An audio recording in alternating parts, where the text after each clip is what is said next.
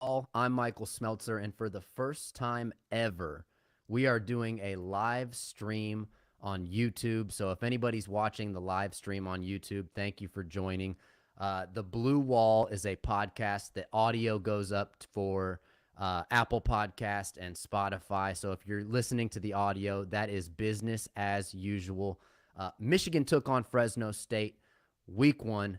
The 2024 season is upon us, and let's talk about what we learned from this Michigan team in week one. The first thing that became very apparent was the quarterback position. It appears that Sharon Moore and Kurt Campbell plan to do some type of two quarterback rotation. We saw Alex Orji was in the game for brief periods of time. They seem to be planning to use him primarily in running situations, even though he was the one that got the first touchdown pass to Donovan Edwards. It appears that Davis Warren is the guy that they plan, or at least hope to move forward with passing the ball. It was not pretty. They fell out of a rhythm a little bit. If you guys are anything like me, you were probably wondering why Alex Orji wasn't getting more time. I thought that if they left Alex Orji in the game, gave him an opportunity to get a rhythm, maybe even have the threat of throwing the ball downfield, that maybe that would open up the running lane for him a little bit. But when they put him in the game, it was pretty much on obvious running downs or running situations. The defense was able to get up and stack the box. When Davis Warren was in the game, he was pretty accurate in short yardage, especially going to Colston Loveland. The only play that didn't connect when he targeted Loveland was a Colston Loveland drop. And so I would say he, in that 10 to 15 yard range, mid to short range, he was accurate. He was not accurate throwing the ball downfield. Unfortunately, he came up a little short when Freddie Moore had a step. Young receiver, speedster Fred Moore had a step. It looked like he might even have a touchdown pass downfield. Davis Warren launched the ball. Probably needed to put an extra 3 or 4 yards on that pass. It came up short. The Fresno State defender was able to intercept it. Overall, it wasn't pretty. I mean, if we're being honest about the way that the quarterback situation looked, we're a little bit spoiled with the way J.J. McCarthy was able to command the offense last year. It was not pretty. The rhythm was not great. If they're going to run this kind of two quarterback situation, they need to find a better rhythm. And then, of course, all of us that were screaming to see more of Alex Orji, and we're wondering, why don't we air it out with Alex Orji? There was that one play where Orji ran out to the right. I forget which receiver he was trying to hit, but he threw what was, unfortunately, one of the ugliest passes that we've seen in recent Michigan football history. It didn't even get halfway to the receiver. It was not a difficult pass, and Orji came up considerably short. And so that gave us a little bit of insight as to why Orji may not be the starter. The quarterback position is going to have to be a lot better with the Longhorns coming to town next week. Stat lines overall, Davis Warren finished the game 15 of 25, 118 yards, 1 touchdown, 1 interception. Orji only threw the ball twice for 3 yards. That was that touchdown grab that Donovan Edwards made. Orji did look good on the ground, which was to be expected. We knew that. 5 carries for 32 yards. He was able to move the chains on the ground. I would like to see Orji get into some more creative situations to get him in space. I'm wondering if maybe we're going to see Davis Warren and Alex Orji on the field at the same time this season. I would be surprised if that wasn't something that Kurt Campbell at least considered. Nevertheless, the quarterback rotation, the whole quarterback situation right now needs to get better, and it needs to get better fast. Moving on to my next note, the most surprising thing about the running back position that we saw is it's a little bit painful to say, but Khalil Mullings appears to be RB1. Is that the case? Are we actually going to maybe see Donovan Edwards shift into the second running back position? Uh, let's start with Donovan Edwards here and just dissect what we saw from him. 11 carries for 27 yards. That's an average, a YPC, yards per carry, of 2.5 yards. And unfortunately, we've seen this before with Donovan Edwards. This is what he was doing the entire year last year. I mean, yes, he is big game Don. He runs, we've seen him run crazy against Ohio State. We've seen him run crazy against Penn State. We saw him in the national championship get two fantastic runs. And so we know he's capable of breaking away. But as an every down between the tackles back, it appears that Khalil Mullings is not just better than Donovan Edwards. It kind of looks like he's a lot better than Donovan Edwards. And so we may see Khalil Mullings shift into that RB1 position. I'm not sure. He's very Hassan Haskins-like. He's between the tackles. He's tough. He's gritty. He uses his size, his speed. Basically, everything we saw from Khalil Mullings was RB1 material. He ran the ball 15 times for 92 yards, and so that really makes you think if he was an every down back, he'd be a 100-yard per game kind of back, 100-yard plus per game back. And so it remains to be seen what the coaching staff will do. It would be a pretty ballsy move to move him to running back one with all of the hype surrounding Donovan Edwards. But we're going to find out. I think the most disappointing thing when it comes to the running backs is that we didn't get to see Benjamin Hall. We didn't get to see Jordan Marshall. These were guys that we probably thought we were going to see in a game like Fresno State. And now we're heading into Texas where some of these depth rotational guys were not seen at all. And so it appears to be the Edwards and Mullings show. Both of them are going to get a lot of carries moving forward this season. The question is it going to be Mullings come marching out onto that field before the Donovan Edwards? We will find out. Moving on, Colston Loveland is who we thought he was. That, offensively is probably the silver lining of this entire game. Loveland finished the game with 8 catches, 87 yards, and a touchdown. And, for a tight end, that is an exceptional stat line. And I think we anticipate him continuing to produce like that, especially if Davis Warren remains the guy. Warren seems to consider Loveland a safety net, kind of his go-to receiver.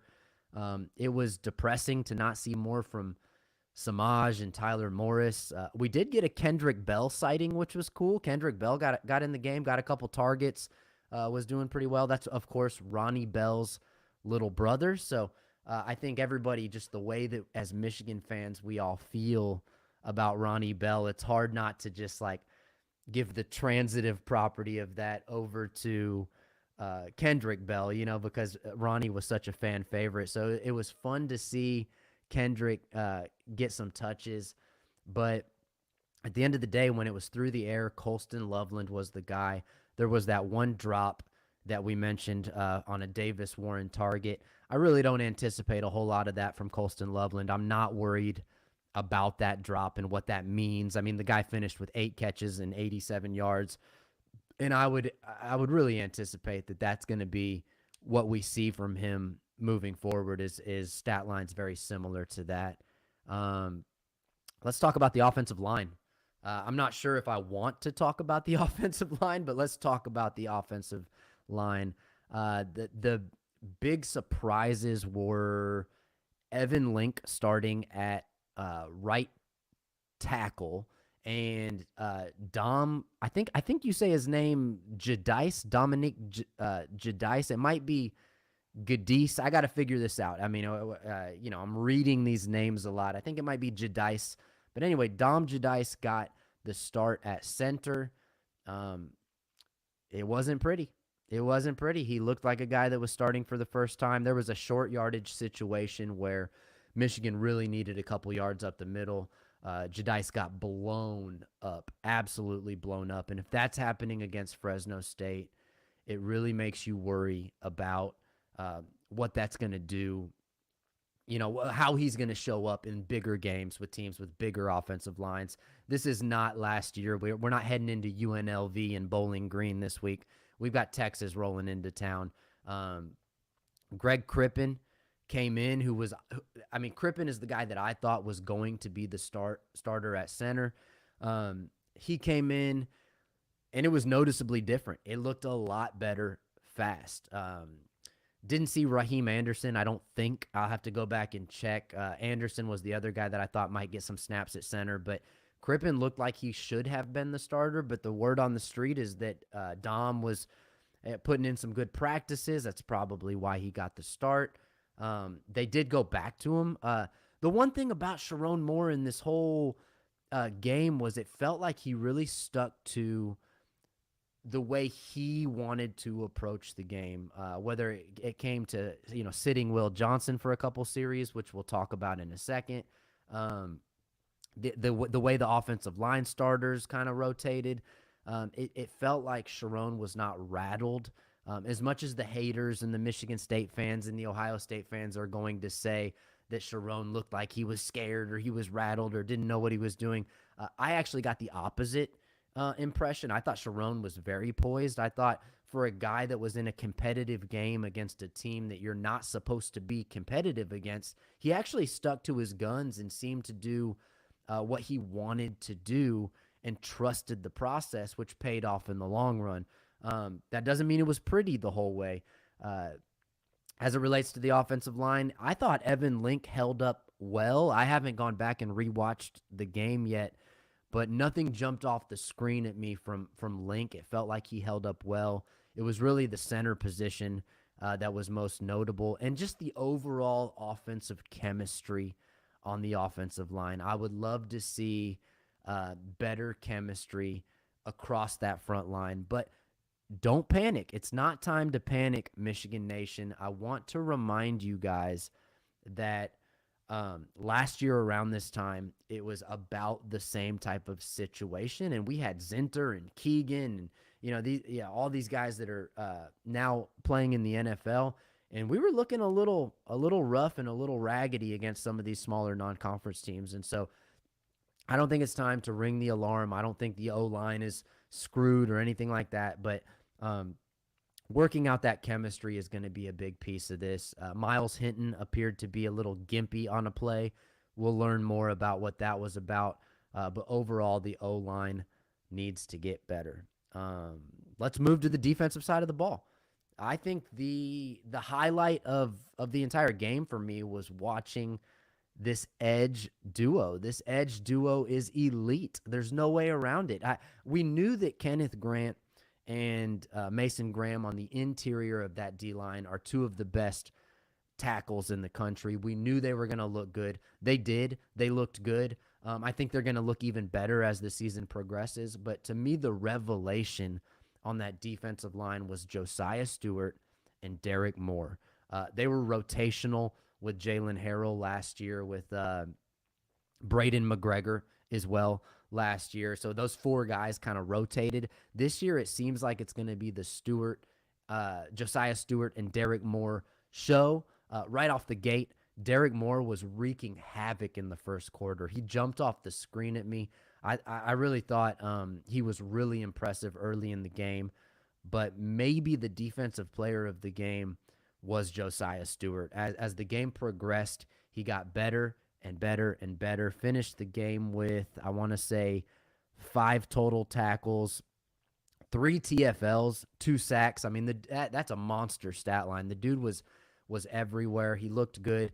A little bit of shades of 2021 Ojabo and Aiden Hutchinson. That might be a stretch after one game against Fresno State, but I would not be surprised if they are all over Quinn Ewers next week when Texas comes to town.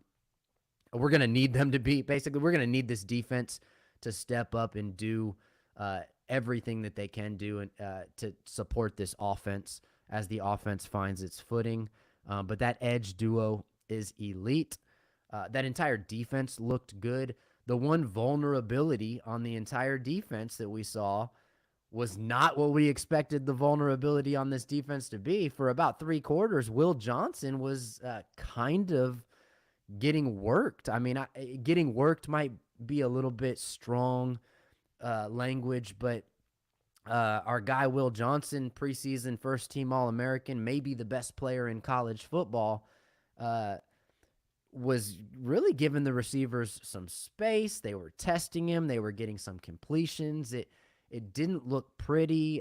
He didn't necessarily seem rattled or anything, but there was this weird moment, as I mentioned earlier, where he was on the sideline for 2 consecutive series. It felt very intentional that Lamar Morgan and or Sharon Moore wanted to get Amir Hall in the game.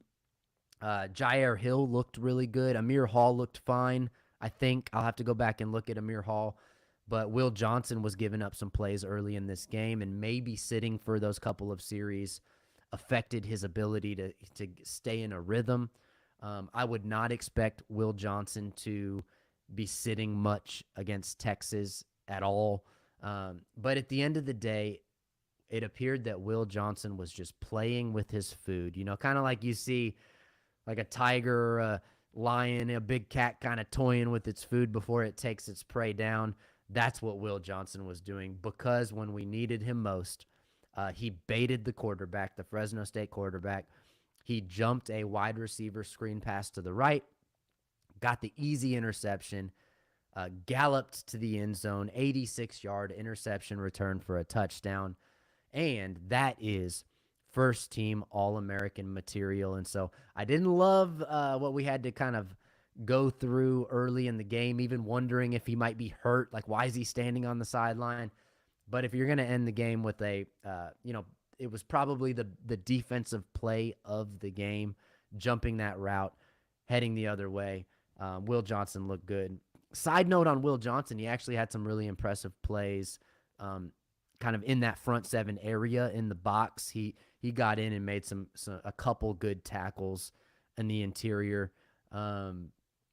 So Will Johnson, nothing to worry about there. Playmaker. The next revelation for me, Jayshon Barham is a scary human being. There is no way around it. Jayshon Barham is terrifying. That guy, he didn't really directly make a ton of what I would say like game-changing plays, but he, especially in the second half, he kind of seemed like Wink Martindale. That was like the trick up his sleeve. Wink, defensive coordinator, new Michigan defensive coordinator, Wink Martindale unleashed Jayshon Barham, and it was magnificent. This dude was a disruption. My heart kind of dropped when he was closing in on the Fresno State quarterback. I thought he literally might eat this guy alive and like rip his head off. Like, he just looked like kind of almost similar to like maybe like a Devin Bush style guy, but Barham was disciplined all game. He's strong. He's got speed. He's got size, and really that closing speed was otherworldly, and I can't wait to see him make some big plays. Do not be surprised if he forces a turnover or gets a sack or 2 against Quinn Ewers next week. I really think that Barham's going to get unleashed in this Texas game. And then with Ernest Hausman complimenting him, this linebacker core is in good shape. Our guy Jimmy Rolder even got in and made a play, which was nice because he, we've all been waiting, as Michigan faithful, we've been waiting to see, is Jimmy Rolder ever going to step up? And I think he's just going to be a good rotational player at that position. But it was nice to see him make a play as well. That wraps up most of my player notes. I think we could go to the special teams a little bit before we wrap up. I mean, it was reminiscent of Brad Robbins and Jake Moody because we were seeing some really strong performances from, let's start with Dominic Zvada, 3 for 3. I don't have the exact numbers in front of me, but he had two 50-plus yard field goals. He made a 55-yarder, and then he made one that was in the 40s, 3 for 3. They looked good. The 55-yarder, guys, I got to tell you, I mean, it looked like it would have been good from 70. That dude's got a leg on him. And then Tommy Doman, really good punting performance. There was one punt that was really impressive. Nothing too crazy, but he looked good as well. So if special teams and defense are going to help this team control the games long enough for the offense to get their legs underneath them, we could be looking at almost like a 2021 kind of a run where, I hate to compare anybody to Cade McNamara because I think we all have a little bit of a salty taste in our mouth about Cade McNamara. But remember, Cade was pretty good in that 2021 season, and so Davis Warren could step into kind of like a Cade McNamara style role. I think it's unfair to expect him to be J.J. McCarthy, but maybe Davis Warren through the air and Alex Orji on the ground can work if we can disguise it right, if we can get the system right, if we can get the rotation right. I've never been a huge fan of two quarterback systems. I think it's really hard to manage a championship run with two quarterbacks. We've seen it work with, Tim Tebow and Chris Leak in the Florida days, but it's rare to have that type of two quarterback system that's successful. I would much rather have a guy that's just the guy. I think the problem is we would all like to see Alex Orji be the guy with his athleticism. We just don't really know what he can do with his arm, and based on that throw, I mean, I'm not going to judge a guy by one throw, but it was a little rough. That was a little rough. So he did get that pass to Donovan Edwards. I'm interested to see if he can throw the ball downfield. If he can, then we might be looking at a different story. Davis Warren was pretty accurate. He was pretty good. The play calling was all right this game. I think Kurt Campbell and Sharon Moore know what they want to do. I think we'll be okay. But we're going to find out really fast. Can this defense keep us in the game against the Texas Longhorns next week?